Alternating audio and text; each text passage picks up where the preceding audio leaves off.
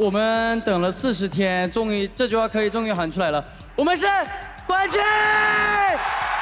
Worlds 2019 was a big deal. From G2 proving that it is indeed possible for a Western team to compete with the best of the best, to FPX's incredible Cinderella run to the championship, we'll never ever forget that tournament. You might also remember the outrageously cool spectacle that was the 2019 Worlds opening ceremony. So are you gonna die today? Make it out alive. You gotta calm the monster in your head, and then you'll fly, Phoenix fly. But what if I told you that none of that was the most important thing that happened at Worlds that year? That finals weekend might have changed everything for League. But it wasn't because Riot casually dropped another musical group or because Dwayne and Umi stole the hearts of fans everywhere. You see, while Worlds was doing its thing, Riot technical teams were hard at work in Paris testing something entirely new. A thrilling piece of technology that could quite literally revolutionize the way that they spread esports to the world. And actually, it was our vendor was like, this might be the first time this has ever been attempted because it's so new, cutting edge, bleeding edge. But before they could change everything, esports as a whole came to a screeching halt. Talk about highs and lows. We went from this high where we had done holograms and we had had a successful test of this new technology that we were really excited about rolling out globally, to struggling to just keep esports on the air. I'm kind of getting emotional because it was such a jarring change in our lives. But in one of the toughest times in the history of esports broadcasting, this plucky team of engineers, network technicians, and broadcasters brought their world back from the brink. And all their hard work gave way to something even more incredible.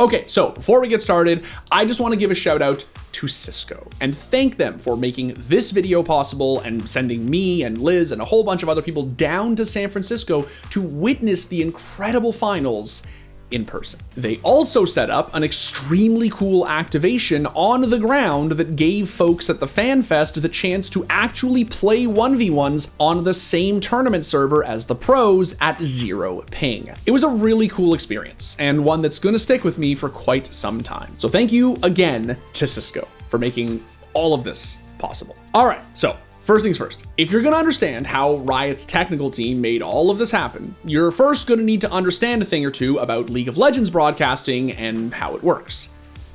No, it's super cool, I promise, just stick around. You see, when Riot does a broadcast for any event as big as Worlds, they have to send signals over really long distances. We're talking from one end of the world to the other. And sometimes, at some events, that can get a little messy. We saw RNG trying to go for the play that was mentioned right in front of his turret, coming out towards mid, and that's where it was hovering. They had to wait for Baseon to leave before Wade could start making his way up towards topside. Now, Crying does have the Destiny Gate.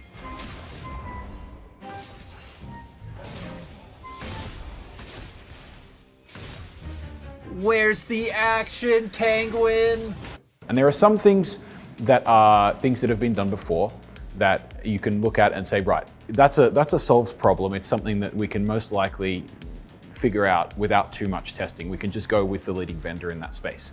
But there's other things like transmitting video across the world where it's like, no, we really need to do that ourselves and figure it out and try it out and dial ourselves in and really understand before we choose to invest effectively our players' money into a big technology stack. We want to make sure that it works. We made a whole video back in the summer about how Riot started solving this problem by turning an Irish nightclub into a revolutionary production studio. So if you're interested, feel free to check it out, because what I just said will then make a lot more sense. That said, I'm not really the person who should be telling you about all of this.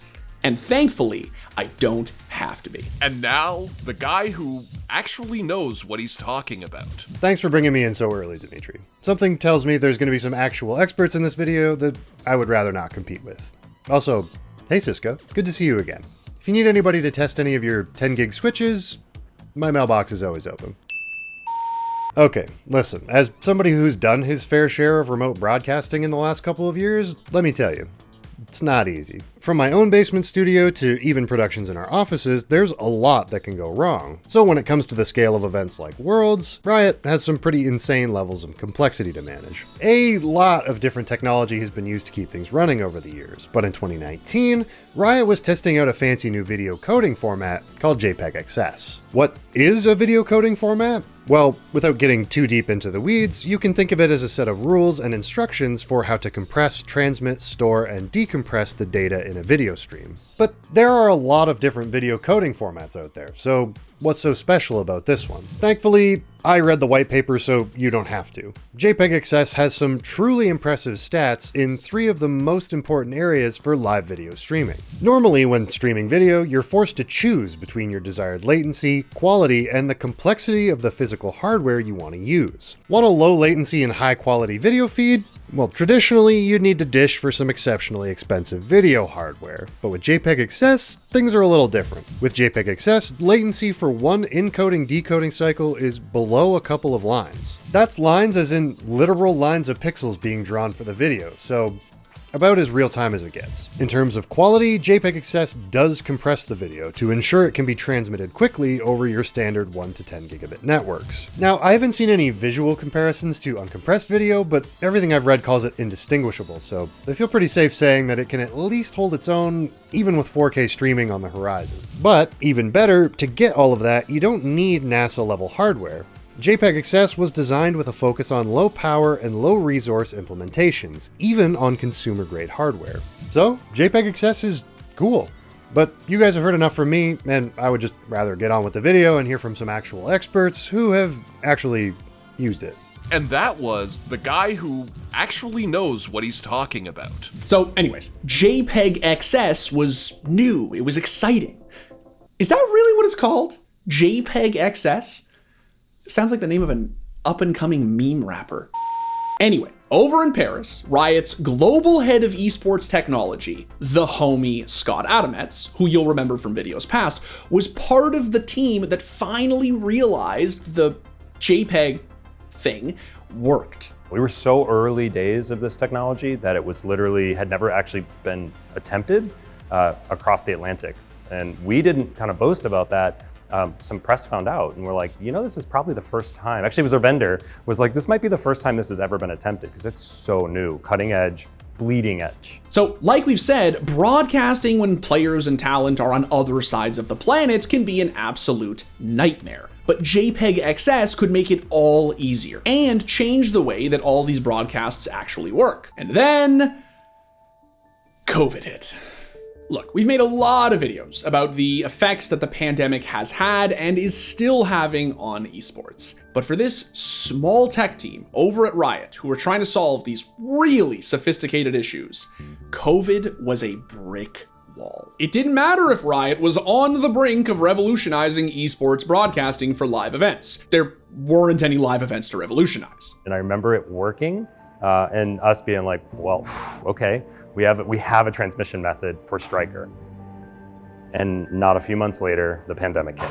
And we lost access to all of our production facilities, all of our regional studios, and we had to spend the next year kind of rebuilding and trying to get through the pandemic and keep esports on the air. And it wasn't just the tech team. The broader world of League of Legends moved online. And though relatively few events had to be canceled, any longtime fan will tell you there's no debate. Something very important was missing. Talk about highs and lows. We went from this high where we had done holograms and we had had a successful test of this new technology that we were really excited about rolling out globally to struggling to just keep esports on the air. I'm kind of getting emotional because it was It was such a jarring change in our lives. Like, it's like shared PTSD for the whole world. And all we're trying to do is bring joy to fans. And you brought up this idea of like, what was it like during the pandemic doing shows? Like, we kept doing shows. We really didn't have to cancel much, but we couldn't invite audiences to celebrate. And I can tell you, being in an empty, quiet arena, because we already had the arenas booked. So we went and it was just silence. It's not something I ever want to go back to. At the end of 2020, Damwon made history by bringing the world's crown back to Korea on the back of one of the most dominant tournament runs we've ever seen. And while there was a small crowd, huge swaths of the stadium had to be completely empty. It was a hugely important win, but compared to the highs of Paris, it felt sort of hollow. Now, even despite the setbacks, the tech team did their best to keep their projects moving forward. And although their plans for JPEG XS were supposed to be deployed in 2020, by the time MSI was coming back for 2021, they were finally ready. And when the tech team brought examples of the new tools to the crew in Iceland at MSI, they were shocked to find that it was faster than their existing tech. If we're conducting an interview across continents, usually we'll have a path that's really fast for audio to get through, so we can converse normally, and then the video team will actually fix the alignment of the video streams in a very live kind of post-production way. And so it will look like a natural conversation on video when you're watching as a viewer, but the presenters won't necessarily see each other naturally. They'll hear each other naturally. But what we found with this new technology was that both could happen. And instead of having to put all of these mitigations in place, we could just throw the live transmission from LA onto a monitor in front of the hosts in LEC, and they could just talk to it, and they could have a natural conversation. And it was so good that Riot didn't even wait to implement it. And we tested it, and we were able to, it's no joke, we had no plans to use it in production, and we did not say they should, but it got used in production. We looked up one moment and we were seeing our feed on that super early tech was taken for the opening of the show. And it worked. So Riot knew that they were working with something real. They knew that there could be actual potential. And behind the scenes, Scott was on his way to convincing his bosses that it was time to invest big in this tech. Meanwhile, things in the scene were starting to change. After years with limited audiences, in 2022, the League of Legends scene started coming back to life. Everything came together at Worlds. The biggest event of the year was back in North America for the first time since 2016, and boasting full crowds for the first time since Paris. It's unique being in a venue and hearing the crowd cheer and do the countdown and the fist. It's like nothing else. Not only do I remember when it was my first time coming back and having fans and an audience, it was today.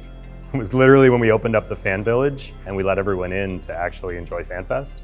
And I saw smiling people, I saw people getting excited about swag and t-shirt cannons and cheering, and I got to meet some of the fans playing at Zero Ping for the first time. I can't tell you how much I missed that. But that is not to say that putting together an event as huge as Worlds is ever easy. I think I probably speak for a lot of the engineering team that work on the back-end systems.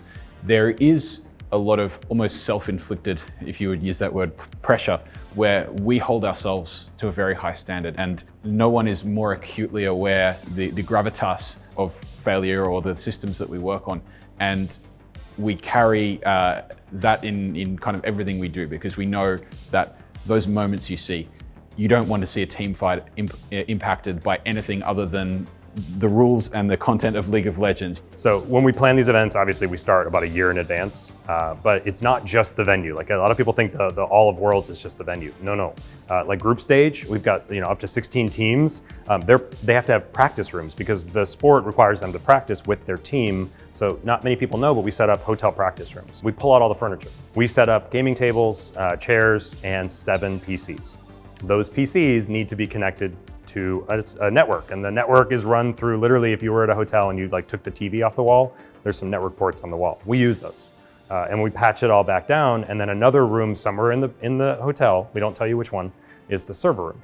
That's where we put an offline game server. And that offline game server, which is crucial to making Worlds happen, is something we've already made a video about.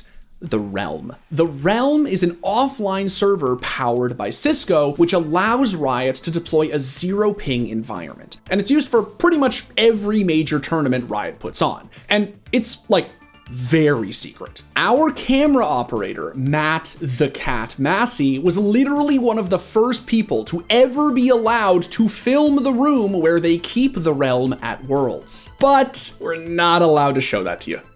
Sorry. Even Faker is not allowed in there. Is Faker allowed in there? Like, can he just roll in and take a selfie with his finger hush thing beside the server rack? We should ask Cisco. I want to know. On the plus side, there are versions of the Realm that Riot can share with the world, including one our friends over at Cisco set up to give fans outside the stadium in San Francisco the chance to experience true zero ping. Look at this. They just left it out in a crowd of hundreds of people. Although I guess it is like right there in the open. Like even Gumayushi would have trouble stealing that. Anyway, the point is that even just making the games at Worlds possible in the first place is a massive lift. And as the tournament progressed through North America, one more piece of history came together. Though the North American facility in Seattle is still under construction, the Striker studio in Dublin was able to contribute to a broadcast that featured 27 streams in 23 languages. Thanks to all of this tech from Cisco and Riot, people all over the world were able to watch the tournament pretty much seamlessly, especially compared to some of the challenges broadcasters faced during COVID. And wow, what a tournament it was. They get on to Gumi, it could all fall apart, but already the ult is massive, the hostile takeover is big, shooting on the backside. No, T1, how can you make this happen? You are absolutely slaughtering RNG, T1, when it matters, they stand, they deliver, and breathe all the leads he built will fall away as T1 take the fight. And he's gonna get, oh, the inhibitor! The inhibitor is back up! What? He cannot get the stun. No way! Oh my god, Def, no! The game was in your hands! Q's goes ulti back up, 4K health, should be a clean smite. Whoa, it's done! Yoshik gets the Ocean Soul! DRX don't need a top laner, they got a summoner spell. Viper attack, stays alive, double stun, Def will not fall! Zeka will not allow it! Going with the quadra kill! By the time finals rolled around, I think we all knew that this Worlds was something special. From emotional moments to incredible outplays to storylines that should really earn Riot's scriptwriters a raise, this was an event that I personally will never forget. This was also the first finals with a full crowd since everything changed in 2020. So when I got to sit in the audience for the countdown, it was also Scott and James's first time being in a packed arena in years. The culmination of all that work, all that effort. I actually find myself looking at the crowd more than I find myself looking at the stage. I'll go out there and I'll use my credential and I'll just look at everyone cheering in this entire arena section. And they've brought like thunder sticks and they have signs and they're like yelling and shouting and hugging. That's the cool part to me. For me, Worlds, it's this moment in time. Yeah, I've been at Riot for a while, but every time when Worlds runs around, it doesn't matter if I'm there or if I'm not, there's just this moment where I see what's going on, and you get this moment of pride for me. It's just a moment of like pride and joy that we've done it again.